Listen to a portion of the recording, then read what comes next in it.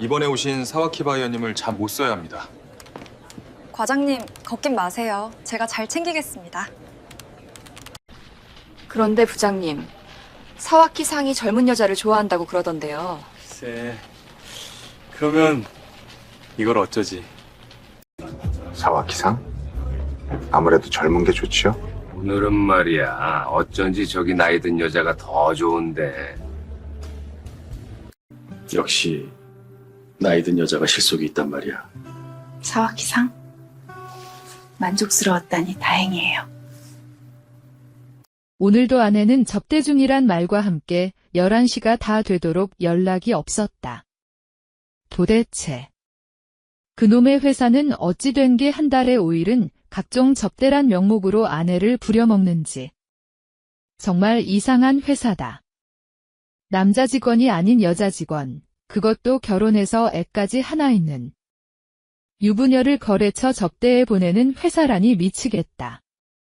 요즘이야 속된 말로 남, 여 구분이 없어서 회사 업무에 차등을 두지 않는다는 이유로 거래처 접대의 여성 직원들도 간다지만 아직까지는 우리 정서상에 여자가 회사 접대에 간다는 게 거부감이 드는 것은 사실이다. 간단한 식사 대접하는 자리라고 하지만 12시까지 식사 대접만 하는 회사가 있겠는가? 그것도 중요한 거래처 바이어 접대의 말이다. 언젠가 한번 아내가 말해준 회사의 접대 코스가 생각난다.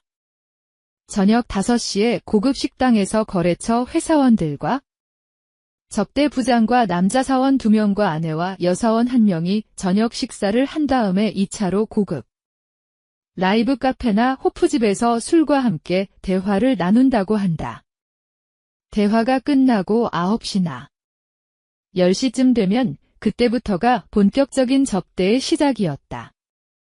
회사의 영업부와 계약이 되어 있는 고급 룸살롱으로 가서 20대의 풋풋하고 아름다운 접대부들과 함께 질퍽한 술잔치를 벌이기 시작한다. 이때 아내와 여직원들은 대부분 빠지지만 가끔 분위기상 갈 수밖에 없을 때에는 간다고 한다. 룸까지 따라가서 아내가 하는 일이란 분위기 맞춰서 노래를 하거나 접대부들과 신나게 놀 때 상대가 없는 남자 사원이나 거래처 회사원들과 가끔 브루스를 추기도 한다고 밝힌 적이 있었다. 당시에 이 이야기 듣고 얼마나 화가 났던지 3일 동안 아내와 냉전을 치르기도 했다. 지금 이 시각 내가 궁금한 것은 아내를 믿어도 될까? 하는 조바심이다. 그리고 과연 내 아내는 지금 어디서 무얼 하고 있을까? 한편 조용한 모텔 방 안에 남녀가 있다. 남편과 4살 난 아들이 있다고 했던가? 남자는 식사 대접을 받을 때 나누었던 대화가 문득 생각이 났다. 그는 갑자기 남편과 자식이 있는 30대 직장 있는 유부녀라는 생각에 더욱 그녀를 유린하고 싶었다. 그런 후 수정은 한참을 침대에 얼굴을 엎드리고 있다가 자신의 등 위에 얼굴을 댄 채로 가만히 있는 남자를 향해 말했다. 사와키상. 사와키는 수정의 말에 정신을 차렸다. 사와키는 감동받은 표정으로 수정을 바라보았다. 사와키는 생각지도 못한 수정이 서비스에 감동하며 엄지손가락을 치켜세우며 환한 미소로 답했다.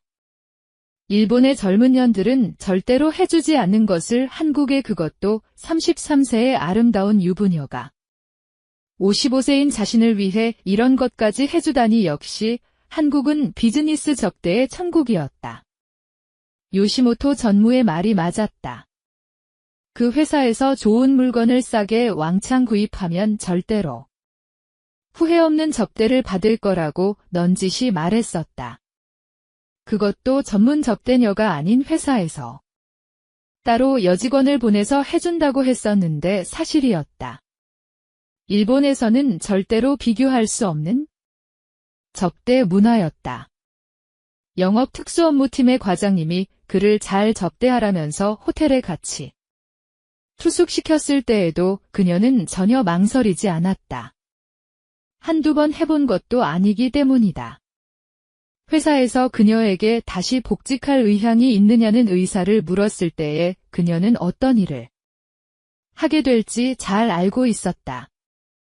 결혼 전에 이미 많이 해왔던 일이기 때문이었다.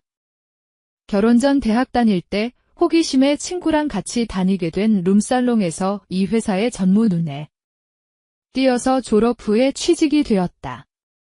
전공과는 전혀 상관없이 영업특수부라는 이상한 부서에 배치되어 회사의 중요한 바이어에게 접대를 명목으로 봉사가 그녀의 주된 업무였다. 회사 내에서는 단지 간단한 복사나 회의실이나 사무실 관리가 전부였고 주 업무가 가끔씩 있는 바이어 접대에 그녀의 봉사였다. 물론 급여나 회사의 대우도 비교적 좋았다. 회사도 비교적 큰 탓에 비밀 유지가 잘 되었다.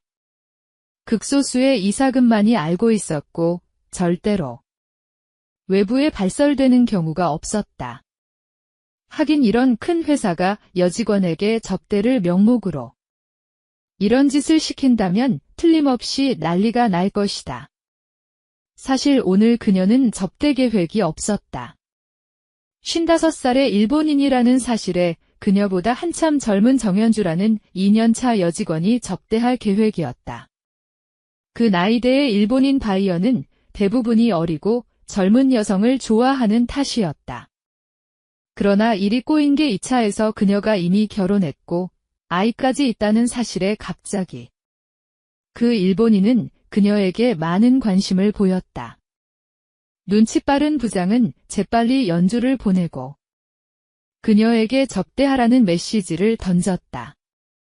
물론 정현주라는 24살의 여직원이 대놓고 싫어하는 표정이 역력한 것도 한 이유였다.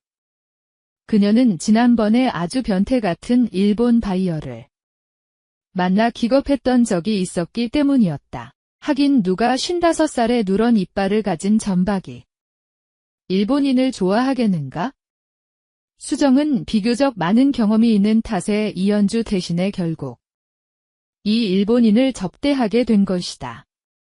벌써 시간이 그녀는 벽에 붙은 커다란 시계를 보고 문득 남편과 아이가 생각났다. 방금 전에 일본인 바이어와 접대를 하는 중이라 생각을 못한 탓이었다. 기다리고 있겠네.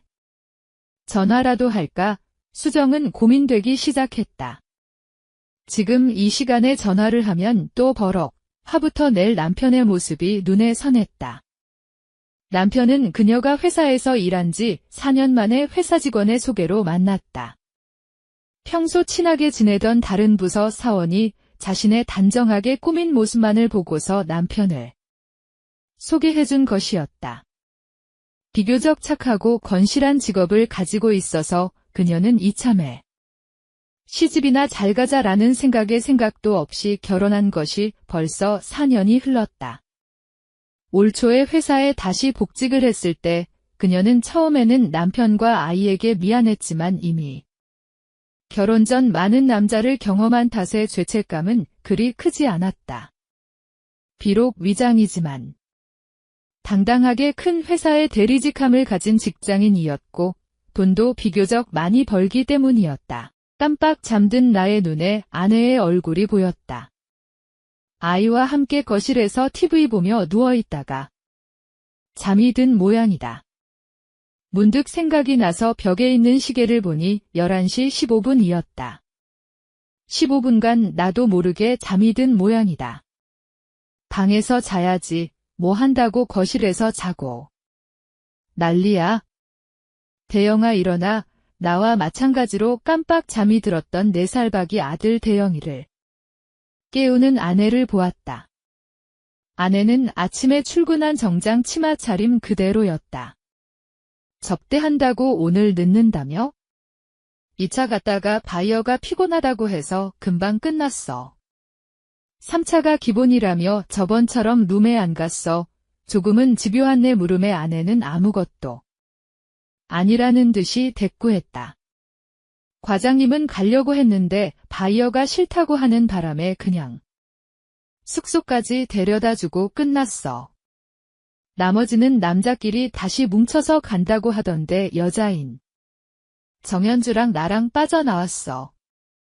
괜히 여자들이 눈치 없이 자꾸 그런데 쫓아다닌다고 뭐라 할까봐 난 완전히 잠에 빠진 아들을 안고 작은 방 침대로 가는 아내의 뒷모습을 보며 방금 전 꿈에서 본 아내의 모습이 생각났다. 꿈속이지만 50 넘은 일본 놈하고 붙어먹는 더러운 아내의 모습과 정장을 입은 채 한치의 흐트러짐도 보이지 않는 아내의 모습을 보니 더욱 감회가 새로웠다. 아들 대영이 방을 나온 아내는 습관적으로 부엌으로 향했다. 그런 아내의 뒷모습을 보니 갑자기 기분이 묘했다. 왜 이래? 가만히 있어봐. 우리 안 한 지 오래됐잖아. 난 아내의 거부하는 듯한 몸짓을 무시했다. 아내도 싫지는 않은 듯 순순히 따라왔다. 아내는 오늘도 접대 중이다.